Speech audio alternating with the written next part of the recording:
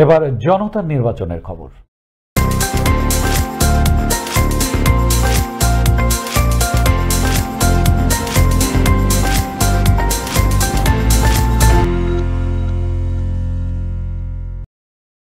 দর্শক, রাজধানী গড়ে জনতার নির্বাচনের খবর জানাচ্ছেন সহকর্মী ফরিদুল ইসলাম অপু। দর্শক, আনন্দ টিভির নিয়মিত আয়োজন জনতার নির্বাচন, আপনাদের সঙ্গে আছি আমি ফরিদুল ইসলাম অপু। ঠিক এই মুহূর্তে আমি দাঁড়িয়ে রয়েছি তেজগাঁ শিল্প এলাকায়। আগামী 7ই জানুয়ারি অনুষ্ঠিত হতে যাচ্ছে দ্বাদশ জাতীয় সংসদ নির্বাচন।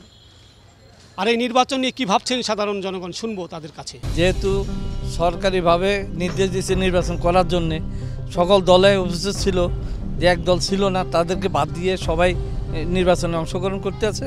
ইনশাআল্লাহ দয় ভালো নির্বাচন। বিশেষ নির্বাচন কেমন হবে এখনও বলা যাইতেছে না, যেহেতু আগামী নির্বাচন 7ই জানুয়ারিতে, মাঝখানে বাকি আছে আর মাত্র 14 দিনের মাথায় নির্বাচন। এখন পর্যন্ত মাঠে পোস্টার ওরকম দেখা যাইতেছে না। আওয়ামী লীগ সরকার দলীয় পোস্টার ছাড়া বিরোধী দলীয় কোনো পোস্টার নাই। আর দ্বিতীয়ত হইতেছে যে এখনও বোঝা যাইতেছে না নির্বাচন কেমন হবে। 7ই জানুয়ারির পরেই বোঝা যাবে যে আসলে নির্বাচন কেমন হয়েছে। নির্বাচন তো আশা করি তো ভালোই হওয়ার কথা। হ্যাঁ, সবাই মিলে তো বিরোধী দল আছে, অংশগ্রহণ করছে। হ্যাঁ, এখন 7 তারিখে বলা যাবে এখন কী হয়। আজকে তো দিলাম সেনাবাহিনী রাজপথে নামছে। নির্বাচন আল্লাহর রহমতে ভালো হবে। এজ আমরা নতুন ভোটার, আমাদের একটা আশা যে ভোটটা একদম নির্বিচ্ছিন্ন হবে, অর্থাৎ কোনো ঝামেলা থাকবে না।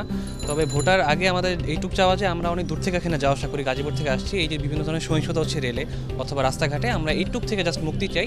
এটা সরকার অথবা বিরোধী দল সবার কাছে আমাদের রিকোয়েস্ট, পথে ঘাটে যেন কোনো হরতাল বা এইসবের কোনো ঝামেলা না হয়, আর নির্বাচন নির্বিচ্ছিন্ন হয়, সুষ্ঠু হয়।